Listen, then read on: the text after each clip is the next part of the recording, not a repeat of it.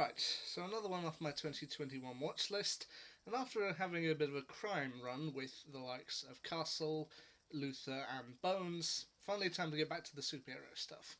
I've got my Kryptonian style t shirt on, and so, of course, I'm talking about season 3 of Smallville. Now, this particular series ran for 22 episodes from 2003 to 2004, so I know I'm about 18 years too late to properly review this, but once again, I feel it was a good run. Apparently, this episode kind of dipped in ratings, which was because not as many people saw it due to it being shuffled around. But once again, I feel they did a good job with it. Now, it once again features the likes of Clark Kent, played once again by Tom Welling, as he tries to get to grips with his Kryptonian powers on his journey to eventually becoming Superman.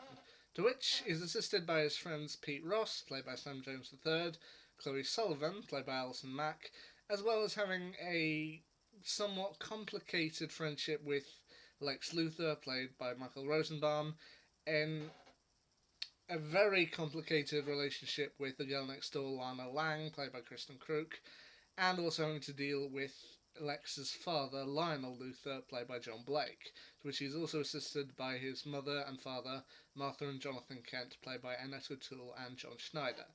Now, at the end of season 2, Clark caused an accident when his ship ended up exploding and ended up sending the Kent pickup truck off the road and killing Martha's unborn child.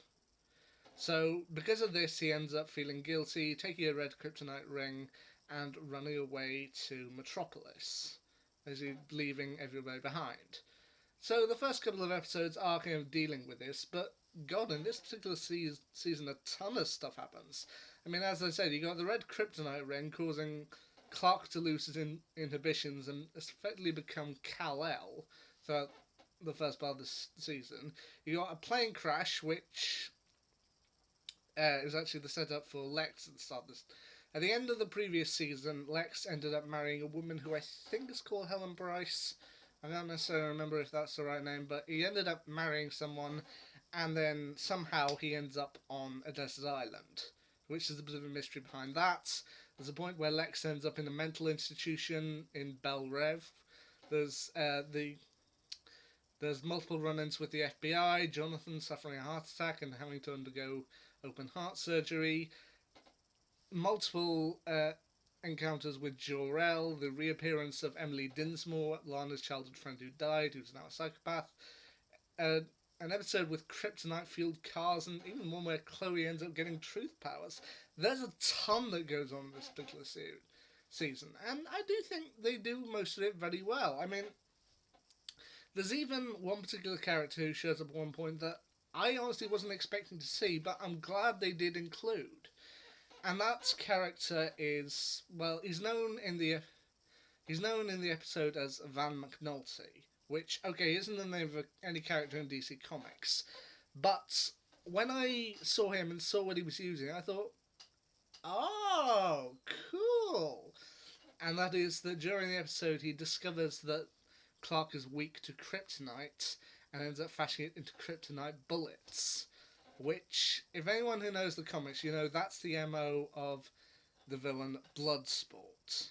And the thing about that is that Bloodsport's, or another version of Bloodsport, named Robert Dubois, is due to appear in James Gunn's upcoming Suicide Squad sequel/reboot, The Suicide Squad, where he's due to be played by Idris Elba.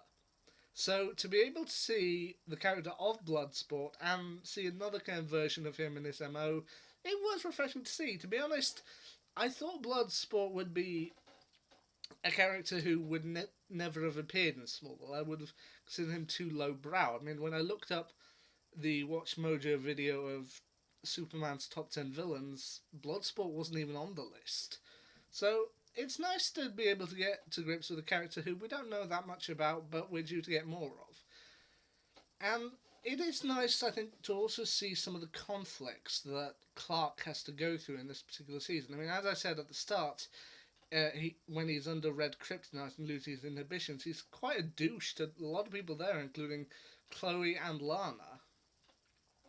And you do see him at various points throughout the season kind of dealing with problems and ultimately get alienated from his friends at one or more points. Like, there's a point when he and Lana are trying to help Lex, who's suffering a bit of a mental breakdown, and Lana ends up getting injured by her horse, to which, when she's eventually in hospital, he goes to see her and she's like, I don't think we should see each other for a while. Which honestly was heartbreaking, but at the same time, if a friend of yours ends up not telling you anything and eventually getting you hurt, then yeah, it might be best to avoid them for a while. Also, another point when he discovers that Pete has been racing cars fueled by kryptonite, and he asks, "Well, why do you do that? I mean, you're good at stuff." I'm like, "No, I'm not good at stuff." I'm like, "Well, you're good at basketball." No, no, no.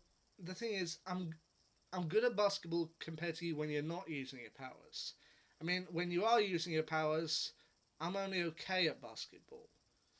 And ultimately, at the very end of that particular episode, when he tries, when he's ended up accidentally killing another driver, he comes back and is like, "Well, come on, Clark, let's play some basketball." And he's like, Not today, Pete, not today."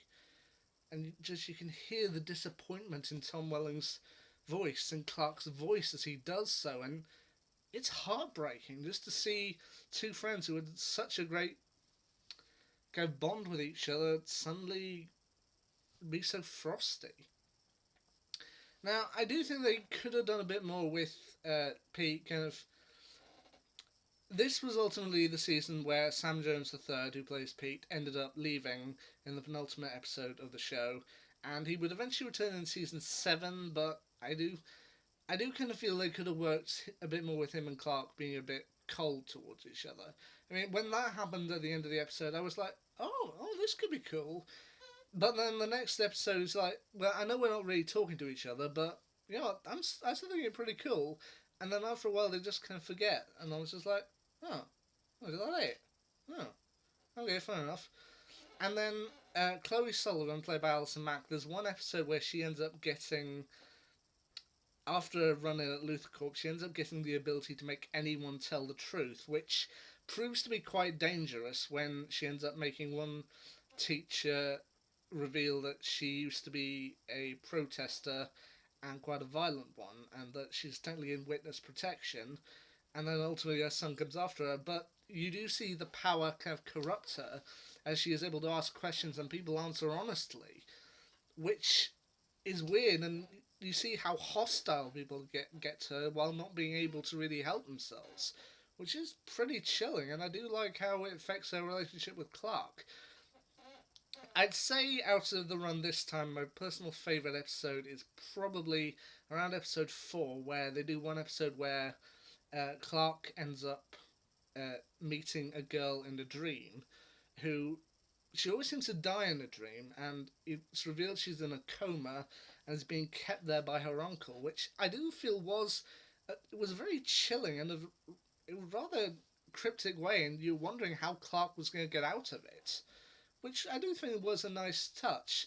Now, the only episode I felt was a little hard to watch this time around was episode 15, where during this particular season, Jonathan, possibly as a result of his deal with Jor-El, ends up suffering a heart attack. He eventually recovers and he seems fine, but then they say he's going to go in for a bit more treatment and suggest open heart surgery. Which, episode 15 is where the majority of it takes place, and I'll admit, while I know open heart surgery is something that some people do have to go through in their lives, it's perfectly natural. It's something people have to go through from time to time. I did find it a little uncomfortable. I mean, it's one of those things that you just wonder about. But aside from that, this episode was still a ton of fun. I mean, Lionel Luther, played once again by John Blake, he grows really sinister in parts, and I think he made a great overarching villain. I mean, you can see him being all kind of prim and proper up top, and then you see the raging monster underneath. He was great in this, and I will admit, season 3, while I don't know if it's quite as good as the first two seasons, I do think it's one that I do still love it, and I do hope to continue watching this show. Now, season 3 ultimately ended with Clark essentially re entering the cave wall and reuniting with Jor-El, who said he would set Clark up and make him the best version of himself he could be. While hell, a load more stuff happens, including Lana leaving for Paris, Chloe and her dad seemingly getting blown up in an explosion, and Jonathan ending up in the hospital. While a mysterious Kryptonian symbol ends up burned into the Kent's farm ground.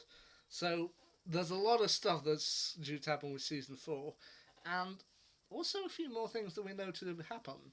Like, I know Jensen Ackles of Supernatural fame shows up in season 4, and they've already referenced in season 3 that we're finally going to see Lois Lane, played by Erica Durance. So, I may be 18 years too late, but I'm still loving Smallville, and I hope to continue with it. That's my quick review of season 3. Will I end up viewing next? Oh, well, I'll have to wait and see. Anyway, until then, onwards and upwards.